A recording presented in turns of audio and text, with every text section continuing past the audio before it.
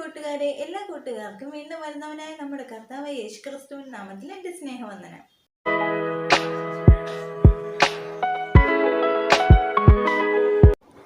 ഉൽപ്പത്തി പുസ്തകം 14-ാം അധ്യായത്തിൽ നിന്ന് ചോദിക്കാവുന്ന ചോദ്യങ്ങളും ഉത്തരങ്ങളും. ചോദ്യം 1. ശിനാർ രാജാവിൻ്റെ പേര് എന്ത്?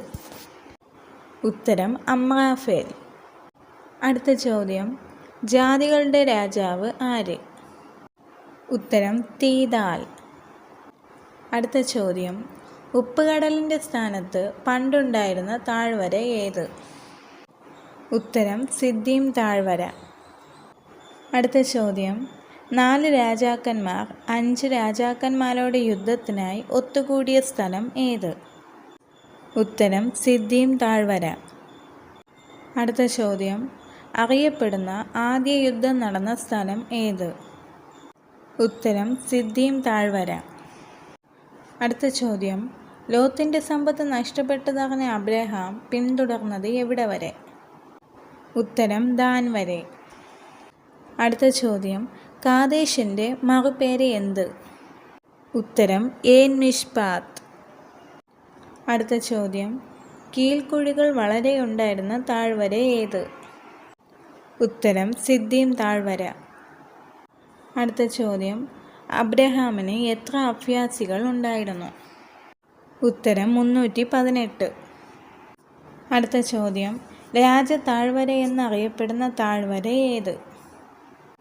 ഉത്തരം ഷാവോ താഴ്വര. അടുത്ത ചോദ്യം, അബ്രഹാമിന് അപ്പവും മീനും കൊണ്ടുവന്നത് ആര്? ഉത്തരം ശാലോം രാജാവായ മൽക്കീസദേക്ക്. അടുത്ത ചോദ്യം, അബ്രഹാമിനെ ആദ്യം അനുഗ്രഹിച്ച വ്യക്തി ആര്? ഉത്തരം മൽക്കീസദേക്ക്. അടുത്ത ചോദ്യം, ആദ്യം യഹോവയ്ക്ക് ദശാംശം കൊടുത്തത് ആര്? ഉത്തരം അബ്രഹാം. അടുത്ത ചോദ്യം, അത്യുന്നതനായ ദൈവത്തിൻ്റെ പുരോഹിതനായ ശാലോം രാജാവ് ആര്?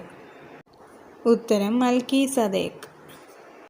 അടുത്ത ചോദ്യം, ചരടോ ചെരുപ്പിൻ്റെ വാറോ നിനക്കുള്ളതിൽ യാതൊന്നും എടുത്തിട്ടില്ലെന്ന് അബ്രഹാം പറഞ്ഞത് ആരോടാണ്?